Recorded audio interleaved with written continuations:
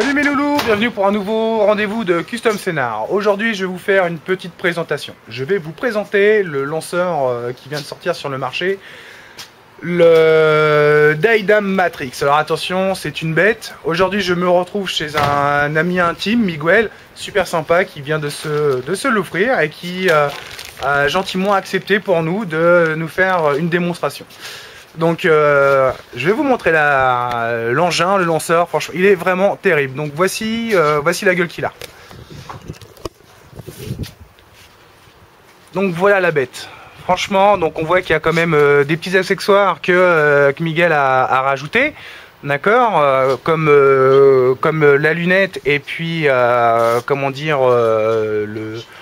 c'est d'origine, oh là là, apparemment, le die est d'origine, d'accord, la visée, donc super sympa, d'accord, c'est tout petit et tout. Moi j'ai regardé tout à l'heure dedans, ça fait un tout petit effet, enfin un tout petit point rouge hein, qui est super sympa.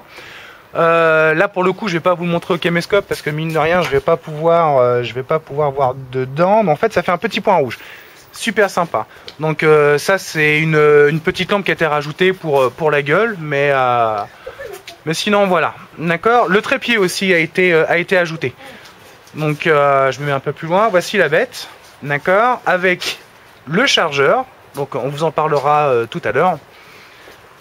Donc qu'est-ce qu'on peut dire? On peut dire que niveau poids déjà c'est super. Ça fait un poids grosso modo un tout petit peu plus lourd que qu'un Milsig ou un TM15. D'accord, la grandeur c'est pareil, c'est équivaut pareil à un TM15 ou un Milsig. Franchement, regardez-moi ça, ça fait pas futuriste tout ça? Hop. Mine de rien, très belle gueule, franchement très belle gueule.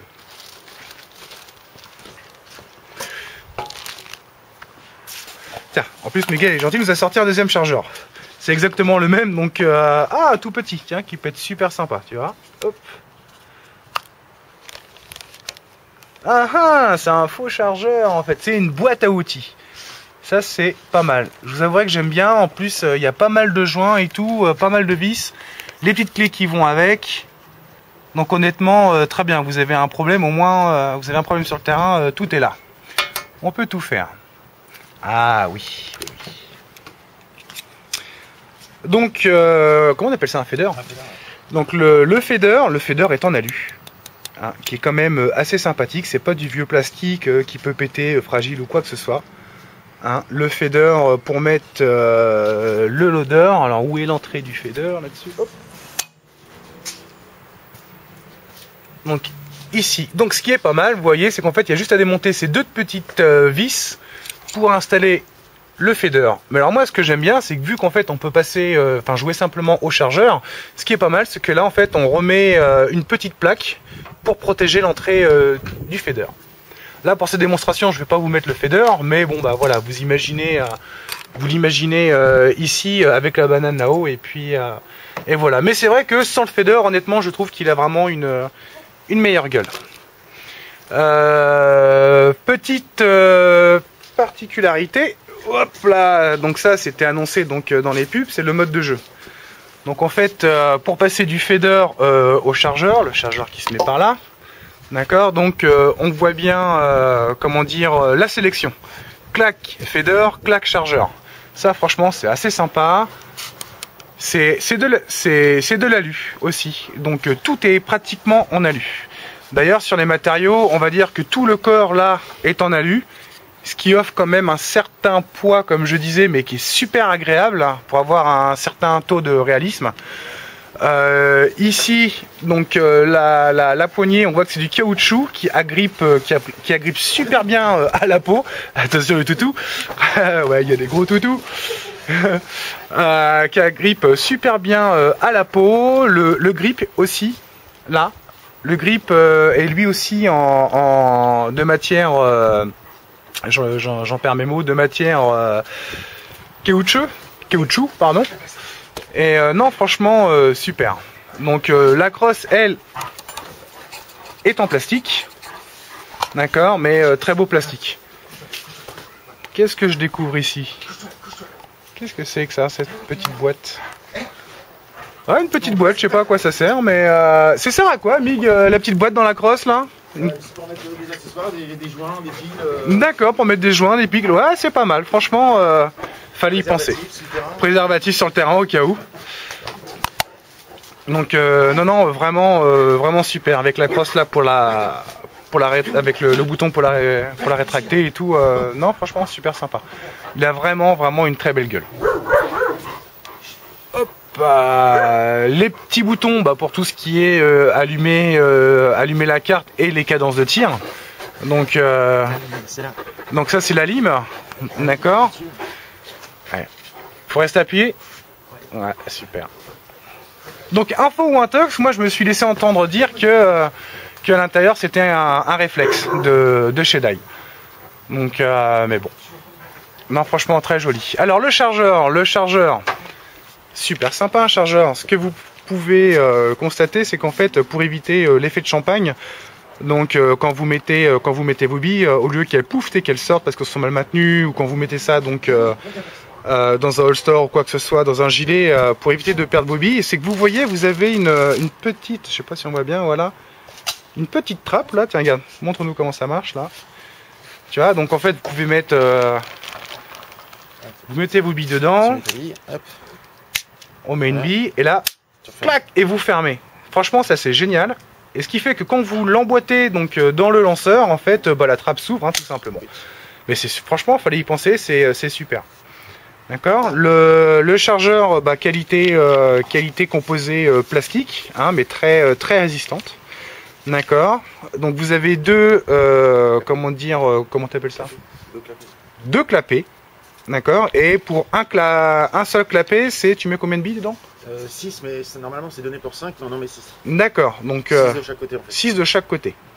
Ce qui est sympa aussi, c'est que peu importe dans la précipitation pour le mettre, en fait vous pouvez soit l'emboîter, clac, comme ceci, ou comme ça là. Je veux dire par là, il n'y a pas un sens bien précis pour le rentrer dedans. Donc en fait, quand vous jouez, au lieu de bien regarder avant, merde comment je le rends, clac clac, vous prenez pas la tête quoi. Vous le prenez, clac clac, vous le mettez dedans, ça s'emboîte, c'est parfait. Pour enlever le chargeur, vous avez un petit bouton ici. Mais ce qui est sympa, c'est que si vous êtes droitier ou gaucher, vous avez exactement le même ici. Donc après c'est vraiment à votre convenance. Tout est fait vraiment pour la praticité du jeu quoi. C'est super pratique, peu importe si on est droitier, gaucher. C'est vraiment sympa. On va passer à un petit essai pour voir un peu les portées. Donc allez, là on a mis quoi ici il y a quoi? Il y a peut-être 6-7 mètres. Grosso modo, hop, ouais. On en a mis un là-bas qui doit faire à peu près une dizaine de mètres. Et un petit peu plus loin, on va dire, on passe à un 20 mètres. D'accord. Bon, après, c'est la cour qui fait qu'on va pas vous faire une démonstration très loin. Mais déjà, c'est vraiment pour regarder ce que donne le tir. Hop là.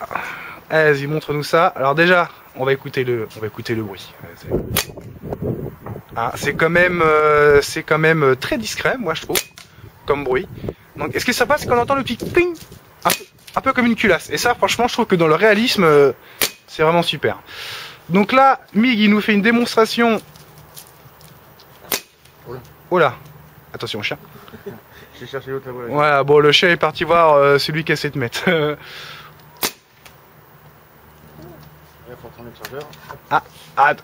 J'ai pas vu la manipulation, voilà, regardez, hop, il le prend, il le retourne, d'accord, et boum.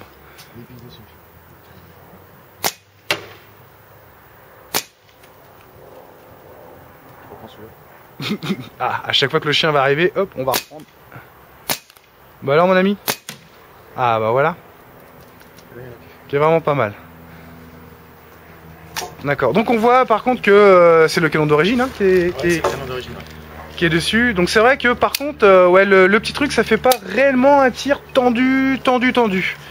Et c'est vrai que pour le prix, on aurait pu s'attendre, je veux dire, et surtout venant de Dye, quoi. Je veux dire un canon de meilleure qualité, je trouve, au moins pour avoir un tir tendu. Après, bon, bah, c'est comme tous les lanceurs, hein, que ce soit Dai ou autre chose, je pense qu'il faut changer le canon, d'accord, pour avoir un tir beaucoup plus tendu, quoi. Celui qui est à côté de l'espace, là. Tu sais que limite, tu peux prendre appui si tu veux avec ton trépied. Ouais, en fait, vu qu'elle n'est pas réglée, ça me gêne un peu. J'aurais dû l'enlever en fait. D'accord.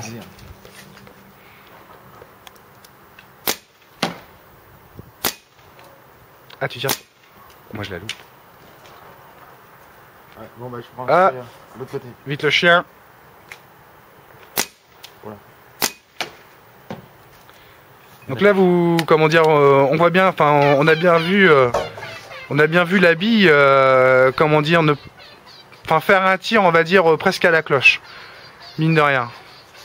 Donc ça, c'est vrai que c'est le petit point négatif, hein, on va dire, du lanceur. C'est vrai que pour le prix, c'est 999 €, un truc comme ça. Enfin, on va dire un petit billet, non, un bon billet de 1000 €, hein, surtout en période de crise et au prix où coûtent les choses. C'est vrai que c'est un bon investissement quand même. On aurait pu se dire, on aurait pu avoir un minimum, comment dire, un minimum de perfection au niveau du canon, quoi. Ça, par contre, voilà. Puis Dai, quoi. Hein, je veux dire, tu dis, attends, t'achètes du Dai, t'achètes pas du Tipman ou du BT, quoi. Hein, tu dis, un bon canon, au moins pour débuter, ça aurait été bien. Voilà, voilà. Mais en tout cas, je vous le recommande quand même, parce que au niveau du poids, il est super. Un beau petit bruit, rappelez-vous. Qualité des composites super sympa, hein. Donc c'est rappelez-vous le corps qui est quand même le corps qui est tout en alu, hein, quand même des bons grips, je veux dire, qui sont pas en plastique mais qui accrochent vraiment à, comment dire, à la peau, je veux dire, avec une petite forme là pour bien l'avoir, vraiment pour bien l'avoir en main. La poignée, pareil, hein, c'est du caoutchouc aussi, donc vraiment super, quoi. Quand vous l'avez en main et même avec des gants, croyez-moi, vous ne le ferez pas tomber. D'un autre côté, au prix il vaut, ne vaut mieux pas. Mais voilà. N'oubliez pas les chargeurs. Franchement, ça c'est. On va faire vite, parce qu'il commence à pleuvoir. Ça c'est super sympa, hein, le fait de changer. Comment dire, de chargeur, hein. Donc clac, hop, on enlève, on retourne, clac, ça c'est super. Le petit clapet, ça franchement, le fameux clapet, c'est vraiment bien. On va commencer à ranger la mise, parce que le Rafale en Force Strike, regarde ce que ça peut donner. Voilà. Parce que ça tire de la Force Strike aussi. Alors ça tire de la Force Strike, ça c'est génial. Tu tires sur lequel? Sur le petit là-bas? Alors, je vais appuyer qu'une fois, ça va aller vite. Allez, une seule fois. Voilà. Donc là en fait on a pu constater. Alors toi c'est peut-être parce que t'as eu la carte américaine dedans, alors qu'on est en France, en Europe. Donc je sais pas si c'est un, comment dire, un problème d'envoi ou quoi que ce soit. Parce que pour les modes, là on a coup par coup. Ouais. D'accord. Après rafale de 3. Voilà, donc là en fait on voit bien qu'il n'y a pas la sécurité de tirer 3 fois vite fait, voilà, on l'a tout de suite. Et on rafale. Voilà, ce qui est quand même... Alors moi j'aime bien, c'est vrai que j'aime bien, par contre voilà, faut pas oublier qu'on est en Europe et normalement on doit avoir des normes. Hein, donc vous connaissez tous la sécurité où il faut tirer 2-3 fois avant de pouvoir lancer une rafale.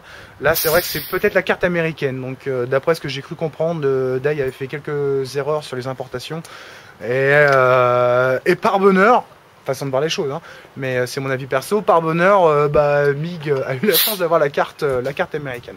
Donc attention quand même à la sécurité, parce que mine de rien, sans bouchon de canon, si vous tapez une rafale tout de suite, ça fait mal. Mais voilà. En tout cas, je vais faire vite parce qu'il pleut. Très beau matériel, d'accord. Le seul point négatif que moi j'ai trouvé, c'est juste le tir tendu sur le canon. Je le rappelle, pour Dai, ils auraient pu faire au moins un petit effort, mais c'est connu, de toute façon, il faut toujours changer le canon, peu importe la marque. Mais honnêtement, je vous conseille, très beau produit. Tchuss, et encore une fois, merci à mon ami Mig. Tiens là, du coup, il range parce qu'il pleut à mort. Allez, gros bisous. Ciao.